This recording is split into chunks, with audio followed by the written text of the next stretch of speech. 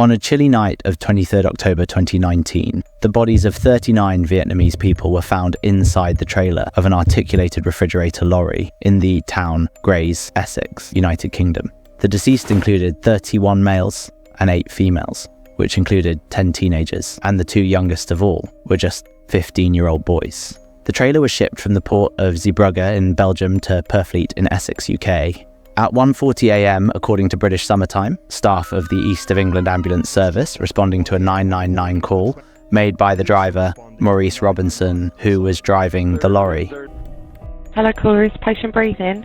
Hello, no, I'm a lorry driver and I just lifted a trailer from the port.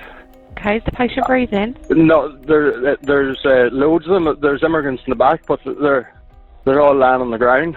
Okay, are they breathing? I don't think so. They're not breathing? Don't think so, no. Okay, tell me exactly what's happened.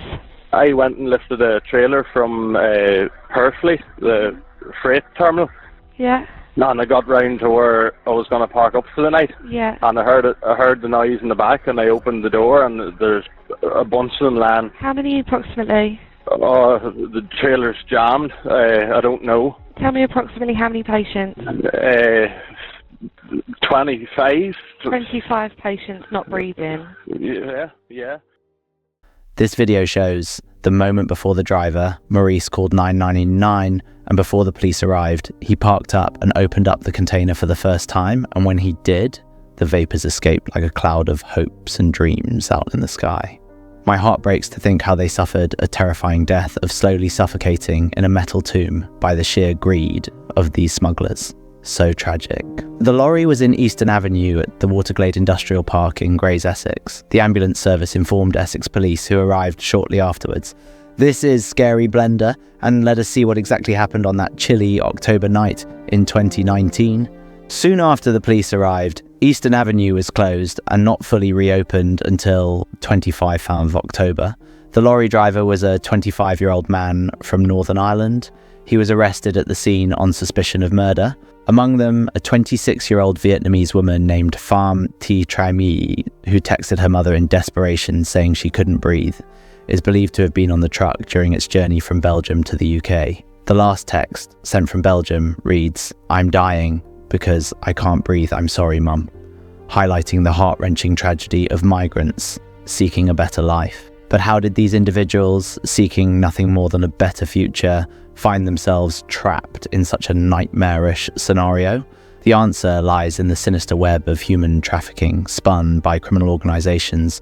One of them was known as snakehead gangs. Operating like a well-oiled machine, these gangs exploit the desperation of economic migrants, luring them with promises of safe passage and job opportunities in the West.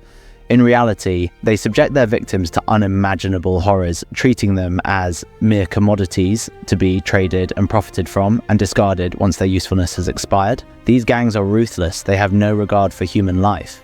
Recruits are gathered from impoverished villages, their families charged exorbitant fees, often their life savings, for the supposed journey to prosperity. They are then shepherded across continents, passed from one smuggler to the next with their fate hanging in the balance. For the victims of the Essex tragedy, that journey began in the lush countryside of Vietnam, where they were gathered by local recruiters and transported to holding houses in Hanoi and Ho Chi Minh City. From there, they began a dangerous journey overland, crossing difficult borders and remote areas. Their path would take them through Cambodia, Laos, and Thailand, eventually reaching the shores of Malaysia, where they were herded onto cramped, rickety boats bound for the European mainland. Weeks of challenging travel, enduring filthy conditions, hunger, and the constant fear of detection. This was the hardships these migrants had to endure, all in pursuit of a better tomorrow. Finally, after an odyssey spanning thousands of miles, they reached the outskirts of Brussels, Belgium, where they were escorted into the back of a refrigerated lorry trailer, their supposed gateway to the United Kingdom.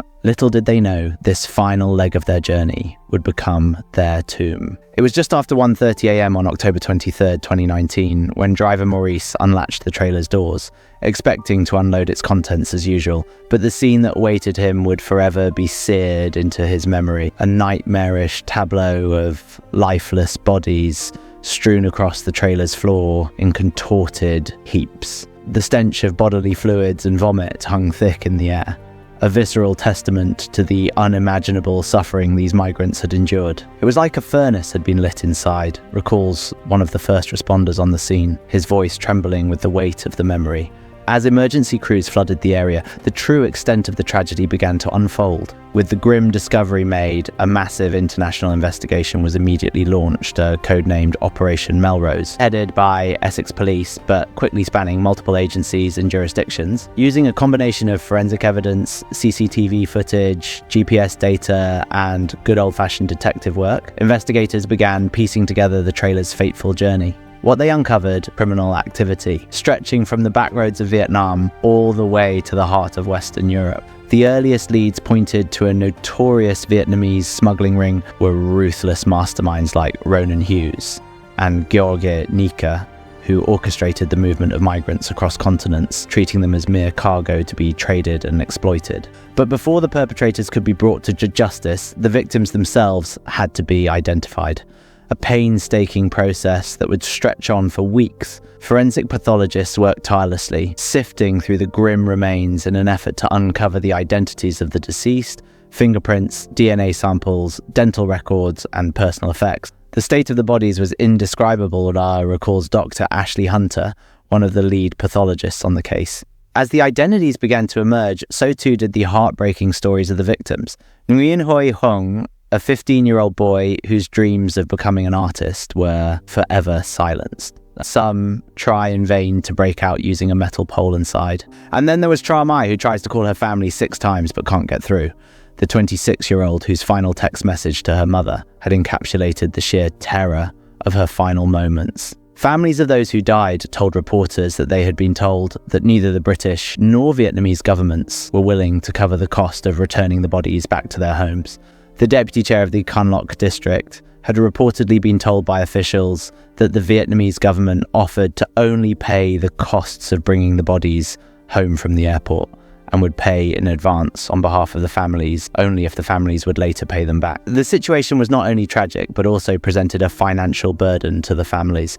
A father of one of the deceased said he was given 2 options: having the ashes returned for £1,170 or receiving the body for £2,209. An international fundraiser through GoFundMe raised money to help cover the potential additional debts that the families might incur bringing home the deceased. And so justice, though far from complete, was served. The 2 main offenders, Ronan Hughes and George Nika, were given 20 years for 39 counts of manslaughter and conspiring to bring people into the country unlawfully, and 27 years for manslaughter and people smuggling, respectively. As the candles flicker in the night, we remember not just the tragedy of that fateful October night, but the resilience of the human spirit. In the face of unspeakable cruelty, communities came together, offering solace and support to those affected by the Essex lorry tragedy. This was all for today from my side. Stay safe and take care of yourself. Till then, lights out.